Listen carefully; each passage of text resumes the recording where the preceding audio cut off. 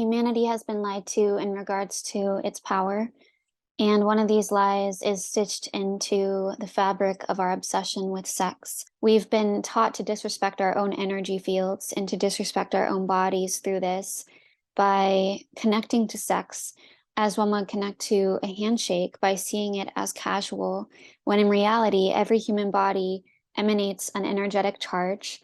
And this energetic charge can be infiltrated or corrupted or hurt if we misuse sexuality, because sexual energy is able to shift this energetic charge in a positive or in a negative direction. And so, why is it that in a culture that is obsessed with sexuality, there are high levels of mental illness, high levels of depression, high levels of separation?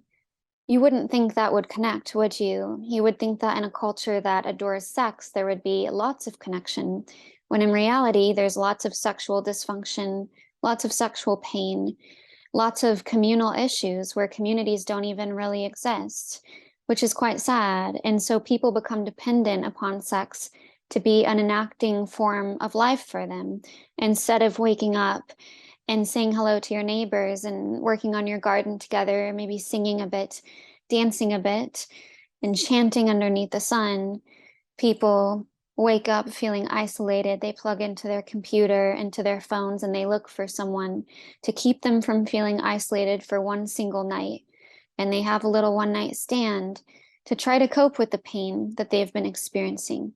And it's quite sad for everyone, and there's no shame in this for anyone. We've all been lied to profusely. We've all been told that sex is supposed to be casual, that it's not supposed to mean much. Sex has this great power to it, and this is why it has been disrespected. Sex has the ability to connect you, to elevate your chakral system to higher planes of consciousness, to bring you an essence of God energy, a deep spark of motivation, inspiration, and reconnection to the realms from which you came.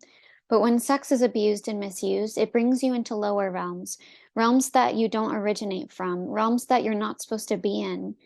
And this is why I do feel that America itself, and I say this as an American, by the way, I feel like America is becoming a soft version of hell, a little bit. It has its beautiful, beautiful qualities too, but it's becoming a bit hellish.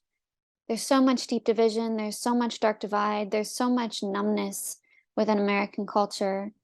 And I feel like America's decline, a lot of it has to do with its obsession with sex. And in the way of Brave New World, sex is sort of promoted as this cure-all, this momentary drug you can use to feel good.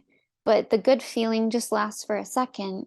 When you have that holy connection, you don't get drained afterwards. And when you're with the right souls, you don't get drained. You actually get uplifted deeper into your purpose.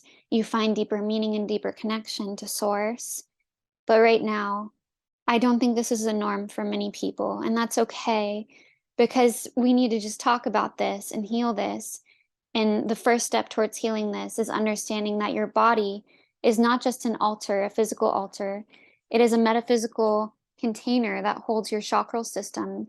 And each one of these chakras are like portals that connect to different realms, that connect to different parts of you. They're like different parts of you that connect to the layers of your soul. And to disrespect these lower chakras by just exposing them to someone randomly, or exposing them to someone in a rush without really figuring out who that someone is, by intermingling chakras with another, you allow the potential to corrupt your own chakral system. And you can heal this, of course, but why would you do it in the first place if you knew about it, you know? And I just think most of us don't know about this. And if we do, I think we would treat our bodies with so much more admiration, and we would take it slow and graceful. And we would understand that in the raw, calm, oceanic oasis that is 0 point energy and that connection to source consciousness, there's never a need to rush. There's never a need to push or force a relationship or a connection into being. That God source consciousness is trying to help us. The question is, are we going to recognize this and open our hearts to that love and that help? Or are we going to ignore it and search for short, fleeting highs that give us a second of pleasure, but echoes of pain? It is this long-standing calm love that we search for and that we must return to, and anything that requires rush is a mimicry of source, I would say. Let me know what you think, and have a beautiful day. Bye, love.